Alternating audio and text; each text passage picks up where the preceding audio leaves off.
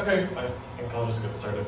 My name is Russell Hanson, and it's a pleasure to be here at OSCon Data. I'm going to be talking about synthetic biology and data-driven synthetic biology for personalized medicine and clean energy. And this talk is going to be a little bit broad because it's difficult for me to assume what the background of the audience is. Who here knows what synthetic biology is, or has? Okay, a lot of people have heard of what's it. Who wants to learn more about what synthetic biology is and doesn't know what it is already? Okay. Also a lot of people.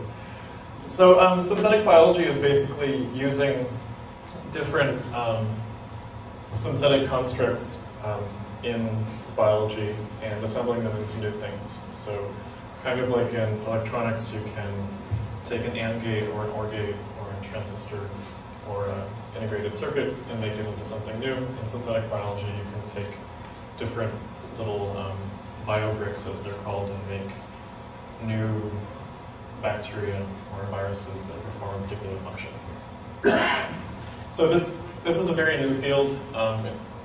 In some sense, it may have started around 2003, 2004 with the iGEM competition, which is the competition for genetically engineered microorganisms. So my interest in this area is particularly as it relates to potentially cures and treatments for diseases in a personalized medicine setting. So it's becoming cheaper and cheaper to sequence people's genomes and figure out what exactly is wrong with them. So for instance, in breast cancer, there are 4 different subtypes of breast cancer, and if you treat someone with the wrong medicine that has the wrong subtype, then you are essentially not treating a disease. And many other types of cancers have a lot of very particular subtypes. So a gene has a mutation, and that mutation causes something to break, and if you treat it for the wrong gene that's been mutated, you're not treating the right thing. So personalized medicine in this context is using data about an individual or data about an individual's specific subtype of disease in order to treat them better. So instead of a doctor just looking at them and using their experience in the context of genomic personalized medicine, the doctor will be able to use a biomarker test, whether it would be an assay in a laboratory or a snip chip, or potentially at some stage using the sequence of their genes or the sequence of their cells. There are a number of IP issues related to personalized medicine. Electronic medical records are being increasingly used for personalized medicine, so that the bulk of the data that doctors can collect from patients can be used to better develop a body of knowledge related to different diseases and types of diseases. So instead of having all of the patient medical records on paper in a doctor's office, they can be accessed potentially by an entire hospital system and so forth, or enable a new drug to find the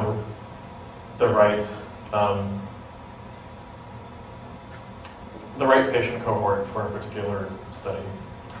I'm going to touch upon an idea called Pink Army, which is a biotech biopharma co-op. So instead of having a for-profit company that is in the business of disease management, so if they actually develop a cure for a particular disease, then they lose a customer. In the co-op setting, an individual can buy into a biopharmaceutical company and actually have joint ownership for a product that's made to treat their disease based on their own cells and their own genotype. There's a lot of interest in nonprofit clinical research organizations, and the big data aspect of this is the electronic medical records, personal genomics, and other types of bioinformatic data. So this talk is, I feel, a little bit out of place at the OSCon Data, given the talks about Facebook and LinkedIn and HBase and Hadoop and PyPig and NoSQL and so on. But what would a social web app be without the people on that social graph. What is life? What is artificial life? And incidentally, what is consciousness? These are some interesting definitions of ways that one can quantify consciousness. There are many different ways to sort of typify what one would mean by consciousness. One scholar says that a brain is a state machine. It contains an inner neuron partitioning conscious and unconscious states, perceptual learning and memory, prediction, self-awareness, representation and meaning, learning utterances, learning language, will, instinct, and emotion, and another has another set of concepts. So based on these ideas of what consciousness is, clearly a lot of synthetic biology is nowhere near conscious. It is, however, artificial life. So artificial life is, or A-life as it's sometimes called, is an area where computers mimic the processes of life. They mate or they exchange their genetic information or whatever. Or, an existing organism is changed in such a way that it has been designed. And in a sense, it's artificial because it's been changed by an outside entity which has control over that. In addition, I think that this topic has particular relevance to open source because, in a sense, life is open source. You can read the sequence for life, you can read the sequence for proteins, you can read the sequences for our genes. And we should have excellent tools to manage our source code, so to say. So as this area has been maturing over a couple of years, a number of web tools and sort of consortia for managing new things have started. One is Open Wetware, which is a wiki whose goal is to promote the sharing of information, know-how, and wisdom amongst researchers and groups who are working in biology and bioengineering. And from the very beginning, this whole area and the people working on it were really deep in open source. Many of them were computer scientists who used Linux or open source tools. And the tools they use for their software is also open source. If anybody has any questions or wants to make any comments, feel free to speak up. Or clarification, whatever. The BioBricks Foundation is related to Open Wetware, and it relates to these individual components that are subsequently assembled into larger synthetic organisms. It provides a bunch of, it runs in part the iGEM competition, which is this yearly competition where tens of teams from universities around the world come and compete to engineer E. coli that smell like bananas, or organisms that secrete a siRNA that is relevant for breast cancer, or any of a variety of things. I'll talk about a couple iGEM projects. There are too many to go into great detail on, but I picked two that I think are interesting too.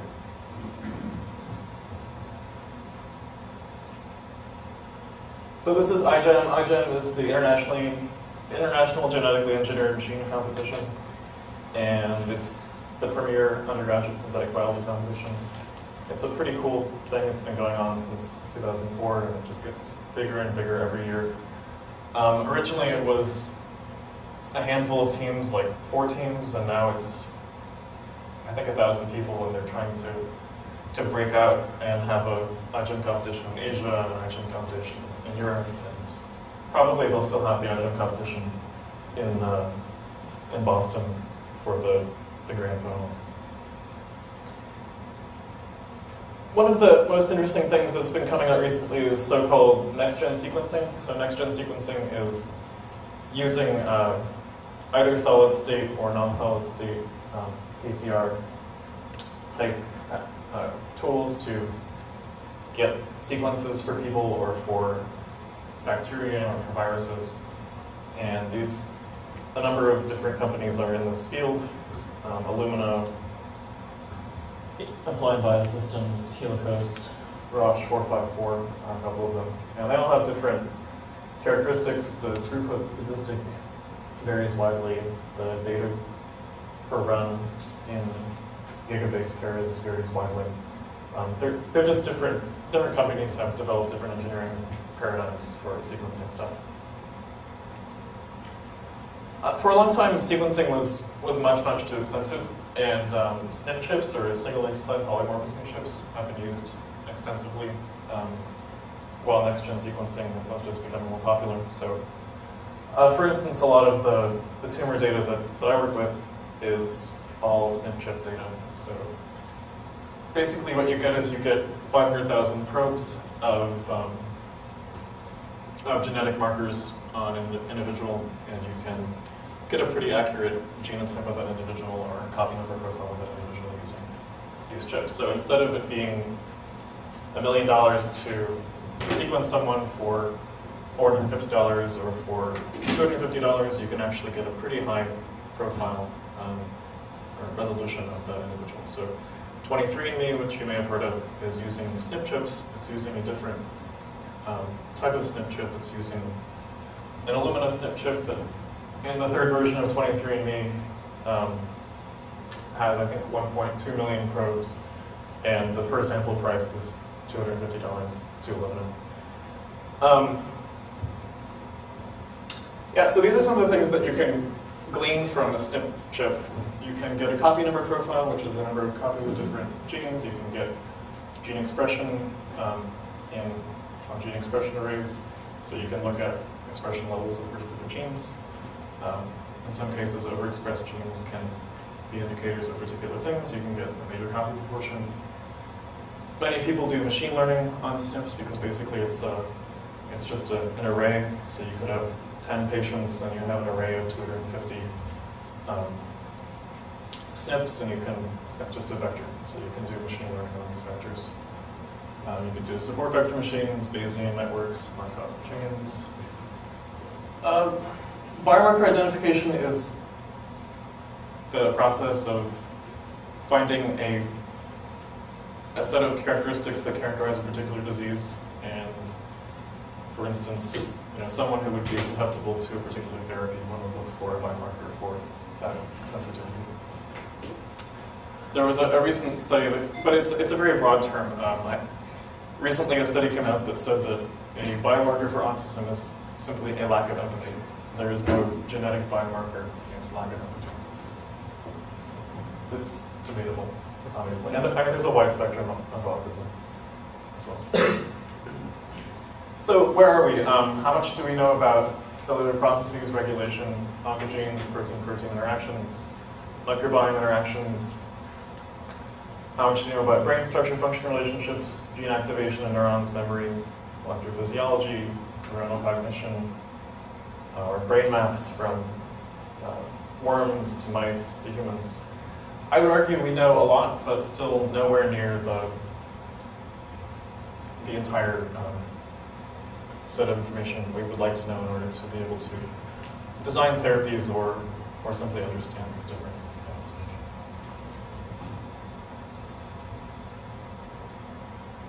So if you are curious to download the human genome, it's actually quite easy. Just go to ftp.ncbi.nih.gov, and you can download this complete sequence for a particular sequence of the human genome, and it's right there. So as synthetic biology has been maturing from 2004 and 2003 to this paper was published in 2009, a lot of emphasis has gone from just building these little blocks like a transistor or a OR gate or something into building systems much like a circuit board, and figuring out ways to isolate these different systems from each other using insulators or other things, or just characterizing the functional characteristics of the gene interactions or regulatory system interactions. So this is a figure that's talking about modules based on transcriptional, translational, and post-translational control, and in particular feedback loops in these systems. So the top one is an RNA device that contains a ligand, the catalytic region, an aptamer, and a sensor. And this other one has a leucine zipper and another system. And so one of the things that's happening is people are starting to build like data sheets. So if you ever did any electrical engineering, what you do when you get a little integrated circuit, you want to figure out what the pins are. You get the data sheet for that thing, and it will tell you that pins 5 through 6 are 5 volts or whatever. And so building data sheets for these modularized parts is growing rapidly. This one has a public license, and it's from the Registry of Standard Biological Parts. And they tell you how to make it, and what the static performance is, what the dynamic performance is, what the input compatibility is, what the reliability is, and the operating conditions. Question? Yep. So I get the impression that the idea here is to, at a biological level, reinvent the usual modules of electrical engineering. You know, gates and flip-flops and things like that. You might build a computer. Is that true? To a certain extent, yes, that's true.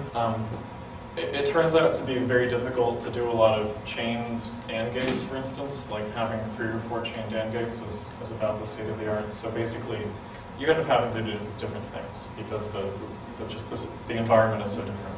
Well, I know that Carver Mead, integrated circuit guru, is actually kind of critical of digital logic in that you spend a lot of time and energy overcoming the natural capabilities of silicon, and argues that we should design systems in an analog mode that exploit all the properties of gates instead of overpowering them to make them digital. And I wonder if there is a design style emerging that is more natural in that sense, in a place where digital might be even harder. Yes, definitely. There's definitely a design style that is a biological design style that is more akin to analog electronics, with curves like these. And instead of, you can't get a spike, you can't get a Sorry about that. Yeah, I mean, you don't have a clock for one thing, so you have to, it's just different. So partsregistry.org is a place that one can find these things. So along with the individual parts, a lot of tools are emerging in sort of the systems biology world that are based on things like the systems biology markup language, and in particular, there's a tool called Cell Designer, which allows one to design using a graphical environment what you would like to do in the wet lab, using abstractions and simulating things a little bit to see what the right concentrations should be for the output you desire, just to sort of allow one to go one step further than what you can design in your head, to be able to do some experiments on a computer system. I'm sorry? This is open source software. Yes, this one is.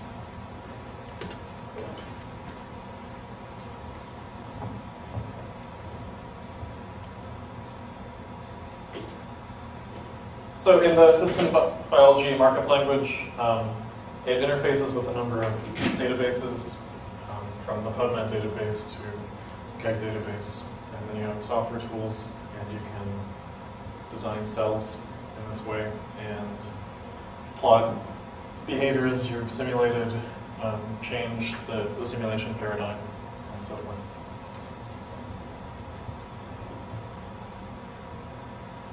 So in addition to these types of synthetic biology things, there's also a lot of work going on in structure of DNA molecules. So in this case, there's a nanorobot that's been made out of DNA molecules that can encapsulate a payload, and in this case, it's been designed to treat leukemia cells. So it recognizes a cell surface receptor, it has a gated function, and then it releases its payload. It has essentially a one-step logic. It recognizes something and does something. Unlike in the case of many small molecules, they're bound to a ligand pocket and inhibit a protein or something like that.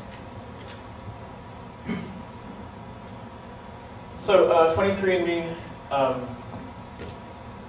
and next-gen sequencing and SynBio getting together can do some really cool things.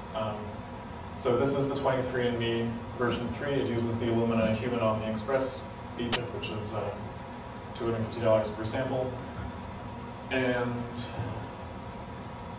it has 700,000 SNPs, and you need 200 nanograms per sample.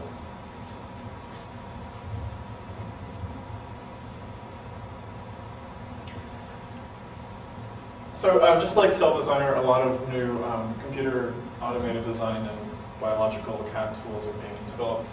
AutoCAD in particular has a new group in matter design, and in some, they're trying to work a little bit more in synthetic biology topics, the AutoCAD company. So Thingiverse is a place where you can download open CAD models. There are increasingly many 3D printers, laser cutters. You can send designs off to be printed very cheaply and of high quality. There's more personal found technology. The MakerBot, which is a cheap 3D printer, and other types are becoming more widespread. I think this picture is actually from OSCon 2008 or something. So this is the RepRat matter compiler, which is a particular matter, so-called matter compiler. It's just an extruding printer, which can print all of its own parts except for a couple that are like metal dowels that you can buy at any hardware store. So the idea is that with this printer, it's actually self-replicating. So you can so it behaves like bacteria sitting on food. It will just be able to replicate. It can print itself, basically. So there's no constraint of having to have a factory to build these things. It can print itself. Now we have a movie.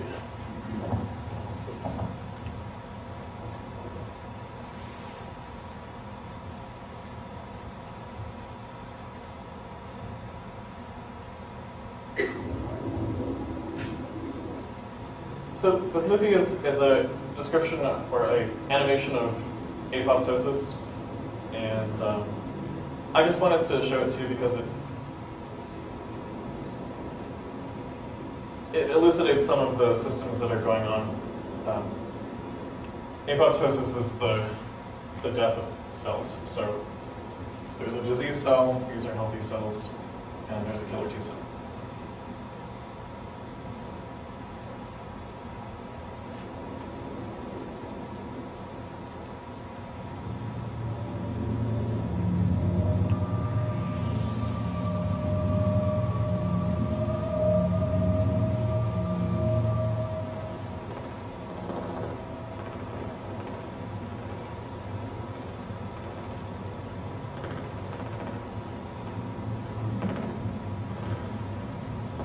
So these are the cell surface receptors that the DNA nanobot that I was talking about latches onto.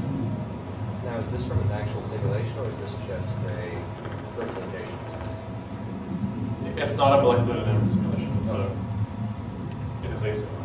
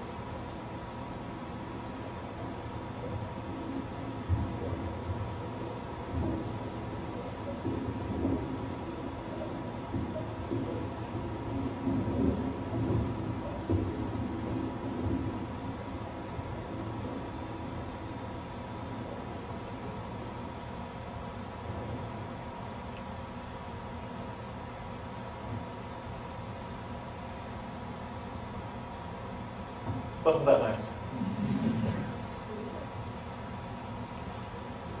Okay, so like the gentleman asked, the way that these are simulated typically in a biophysics setting is you do what's called molecular dynamics. So you integrate the equations of motion, you have a force field that says how protein should interact with other protein molecules, how water should interact with the solute, and so on. In addition, you can do mixed quantum mechanics, molecular mechanics simulation. So you have a little box that's a quantum mechanical simulation, and it's joined to a molecular mechanics box via kind of a switching function. And in addition, there are a number of biological pathways, chemical reaction simulators, and optimizers, and uncountably many projects in gene network analysis and stochastic simulation. So in case it isn't clear, I think that the marriage of data and first principles and functional abstractions can do some really awesome things. So if you're able to build a sensor that can sense what's wrong with the system, and you have enough data about the system to know that that is a unique characterization of that thing that's wrong, then you can do something about it. And so in this case, if you have SNP information, or you have gene expression information, or you have from the next-gen sequencing, and the marriage of electronic medical records and a patient's sequence, you can potentially design whatever therapy you want, really. So instead of having to spend 10 years and $1 billion to get a small molecule through FDA approval, I think that there are options. Very few small molecule drugs have been approved in the last 10 years or so. So how and where are these data used or made more usable? Randomized clinical trials. You can do biomarker development, genomic tests in these certified labs. The licensing, these developed biomarkers can then be licensed to the companies for marketing and development. So in the practice of doing these kinds of biomarker development, a lot of databases are used. There's a database called GEO, the Gene Expression Omnibus, which is a NIH-funded database of genomic information from papers that have been funded by the government, which allows reanalysis of countless data sets to be done. So ours is a common package that's used. Bioconductor provides a lot of tools to allow biological analysis of these gene expression sets or SNP sets or sequences, and a variety of statistical methods.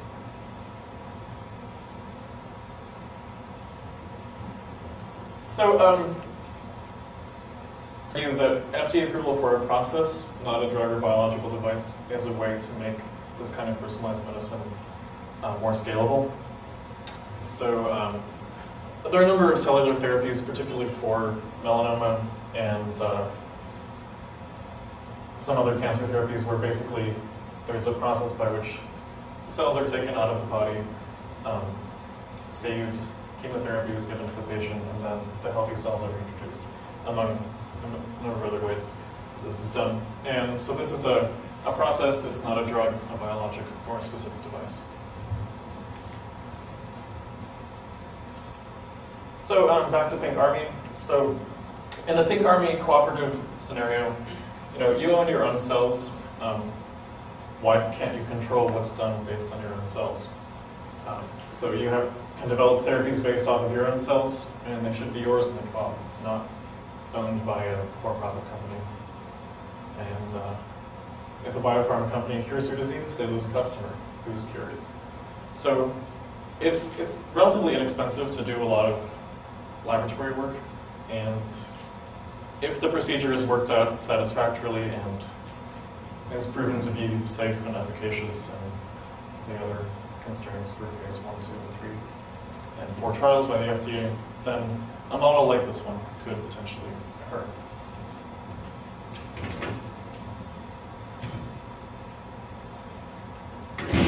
This is some data on cancer 5-year survival rates. Pancreas and lung cancer have very, very low survival rates. Prostate and melanoma are much higher. So just as some data points on how much it costs to do certain CRO trials or clinical research organization trials. For a melanoma trial, with only 1,000 patients, it would cost about $60 million in zero expenses. For a chronic obstructive pulmonary disease drug, it would cost between 240 and 250 million for 10,000 patients and just zero expenses. So oncolytic viruses are viruses that would cause cancer cells to lyse. It's very difficult to get lysine viruses approved for much of anything. But given the fact that you can make logical things, basically if it sees this, it can do that, or it can do that, or if it doesn't find it, it can kill itself. Basically, they're not computational devices. You're not trying to compile something, but it can perform logical functions very slowly. So, for instance, in one model that we're working on right now, you can use data to engineer therapies or cures for genetic diseases. So if you have a nanoparticle and it sees a particular combination of RNAs at a particular time, then it can do something, like release a protein initiating apoptosis in the tumor cell. And these logical ANDs can be ORs, or you can have many more of them, or many fewer. It's not limited to 5. You could have 2, or you could have 8.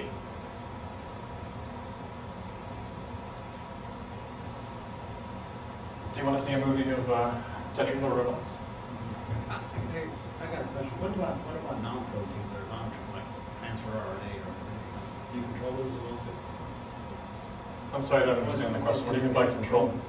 Well, in the previous slide, you talked about RNA and RNA. What about like non-proteins or transfer RNA or small nucleotide RNA? What about those? Are those part of that? In the particular sensor that I was referencing there, it's specifically a short RNA sensor that's not sensitive to single nucleotide mutations. So it can do a matching between short RNAs, but if there's a single mutation, then it actually can detect a single or sometimes a double mutation.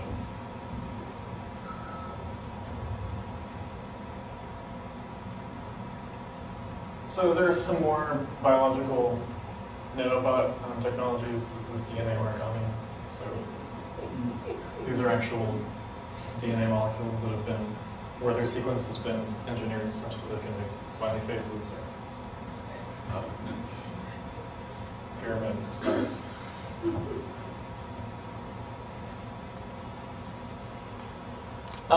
Obviously, the biofuel community and ExxonMobil have been very interested in this for a while. There was a $600 million contract signed between Exxon and Craig Bender's company, Synthetic Genomics,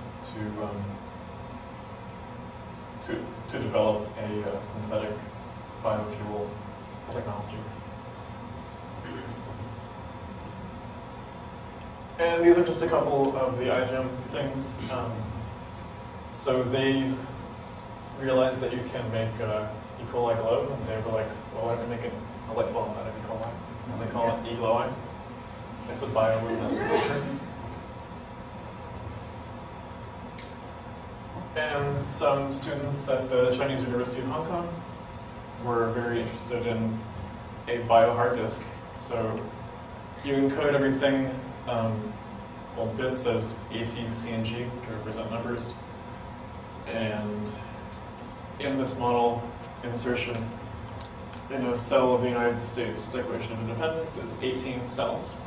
And so they designed these parts and they put them back into the repository of parts as part of their project. And on the bio-hard disk, 1 gram of E. coli is equal to 900 terabytes.